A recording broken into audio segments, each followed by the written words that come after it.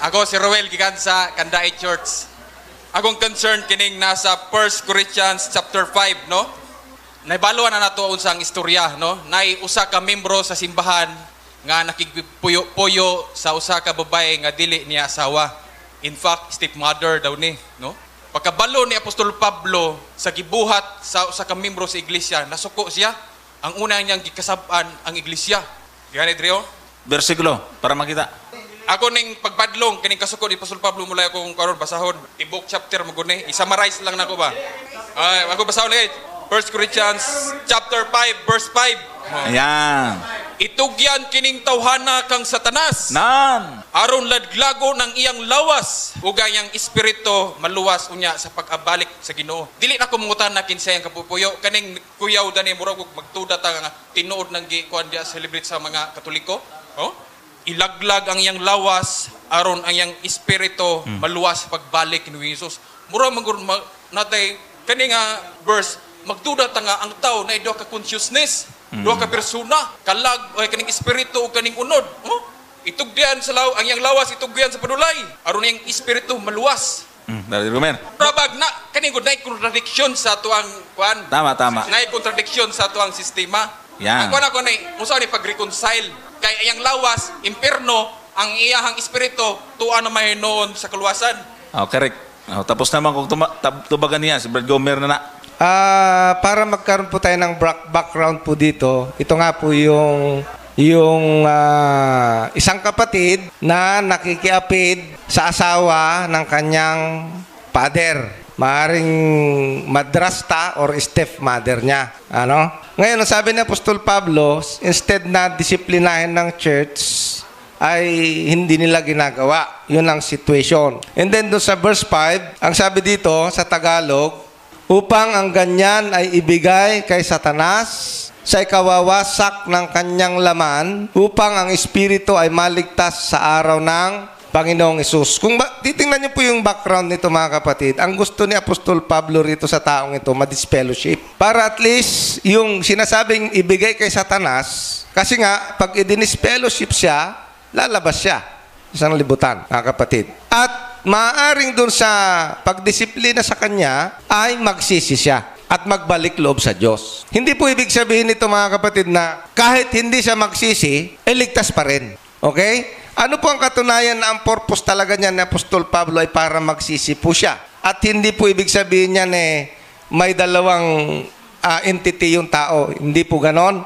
Ang sabi doon tingnan niyo po yung ikalawang sulat niya, kasi sumulat uli siya Basahin po natin Tingnan po natin yung 2. Sa 7. Yan. Tingnan po natin yung 7. Sabi rito, upang bagkus ninyong patawarin siya at aliwin siya, baka sa anumang paraan ay madaig ang gayon ng kanyang malabis na kalumbayan. Verse 8, dahil dito ipinamamanik ko sa inyo na papagtibayin ninyo ang pag-ibig sa Kanya. Okay? Sapagkat, verse 9, sapagkat dahil sa mga bagay na ito ay sumulat ako upang aking makilala ang katunayan tungkol sa inyo kung kayo'y mga matalimahin sa lahat ng mga bagay.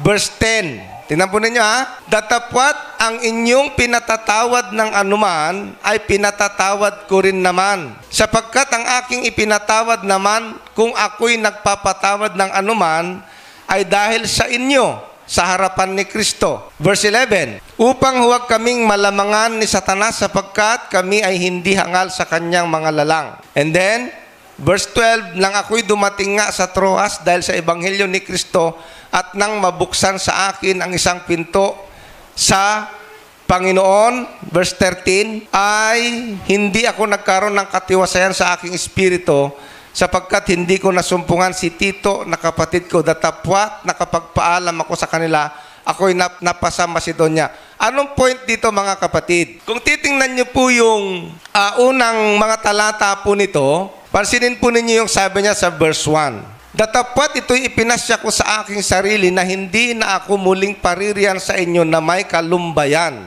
Verse 2, sapagkat kung kayo'y palulumbayin ko, sino nga ang sa akin ay magpapagalak, kundi yaong pinalulumbay ko? Verse 3, at aking isinulat ang bagay ring ito upang pagdating ko ay huwag akong magkaroon ng kalumbayan doon sa mga nararapat kong ikagalak sa pagkakatiwala sa inyong lahat na ang aking kagalakan ay kagalakan ninyong lahat.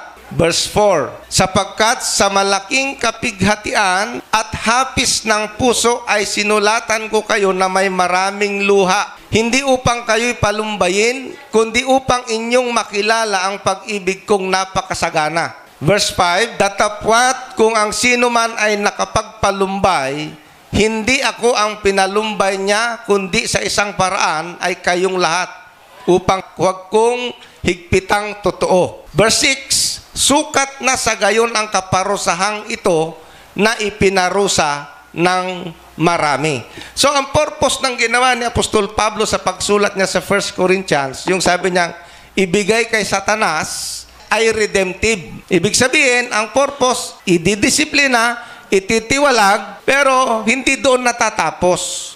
Ang gusto ni Apostol Pablo, magsisi yung taong yon at bumalik, at pag bumalik, maliligtas po siya. Actually, itong talatang ito ang ginagamit ng mga once saved, always saved. Na kahit daw magkasala, kahit mamatay na mangangalun niya, mamatay na magnanakaw, ay ligtas pa rin. No? Yun ang napakadelikado doon. Pero dito, ang purpose ni Apostol Pablo pala, ididisiplina para magbago at magsisi. Kaya yun sabi niya, mawawasak yung laman sa ikaliligtas ng Espiritu kasi iniisip niya na yun ay magsisisi. Yan. Yung ikawawasak ng laman doon ay siyempre minsan may consequence na eh.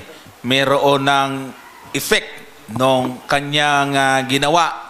So magkakaroon ng epekto yung kanyang laman. Pero kahit na ganon, pwede pa rin siyang maligtas. Halimbawa, yung nagkaroon ng HIV or yung AIDS o dahil sa kakapambababae. So magkakaroon ng epekto yun sa katawan niya. Pero yung hindi apektado yung kanyang pananampalataya, yung kanyang spiritual.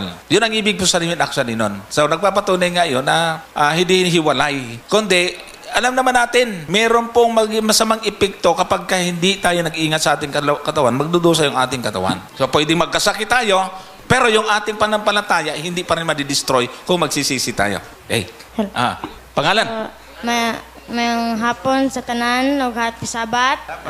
Ako si Carlos Emmanuel Gaspar Heraldez gikan sa Kabawan Church. Question ani kay about gikan ni sa Proverbs 26:4 ug 5. Ingon sa 4, answer not a fool according to his folly, lest thou also be like unto him. Ug sa number 5, answer a fool according to his folly, lest he be wise in his own conceit. 26:4. Ang pangutanan ako kay,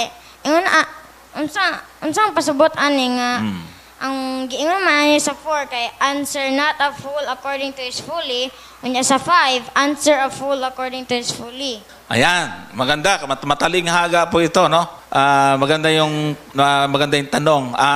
So para sa mga Tagalog na di makasabot ng Bisaya, ang gusto niyang malaman ano ang ibig sabihin ng Proverbs chapter 26 verses 4 and 5. Sa verse 4, huwag mong sagutin ang mangmang nang ayon sa kanyang kamangmangan. Baka ikaw man ay maging gaya niya. Sagutin mo ang mangmang ayon sa kanyang kamangmangan. O bakit doon sa 4 ayaw, tapos pwede naman palang sagutin. Pero sa talatang 5, sagutin mo ang mangmang ayon sa kamangmangan, baka siya ay maging pantas sa ganang kanya. Doon, baka ikaw maging kagaya niya. Ibig sabihin, makipag-usap ka sa mangmang, hindi yung ikaw yung madadala niya. Sasagutin mo siya na siya yung may matutuhanan sa'yo.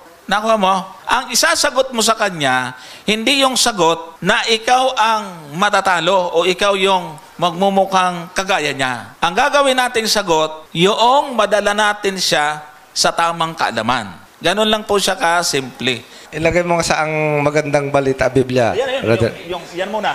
O, yan o. Huwag mong sagutin ang hangal kung nakikipag-usap sa iyo ng kahangalan. Oo. Baka matulad ka rin sa kanya. Kung ang iyang approach ay... Yan. Then, verse 5, ngunit kung minsan, kailangang sagutin din siya para malaman niya na hindi siya marunong tulad ng kanyang inaakala. Di, tama pala. Sige. So, Bisaya ko no. Sige, Roy. Nanoy, ganito. Dong, sa to pa, foolish, yung buang ba? Ay, buang nga. Buang. So, foolish, yung alang alam. Usahay mangutana siya, ngang iyang pangutana, way pulos, way kwenta. Walay hinungdan. So, ang iyang pangutana, walay hinungdan, pareho anang nainangutana sa kuha. Nga no, nga ang kabaw, ang gikaon green, ng pagkalibang niya, di naman green.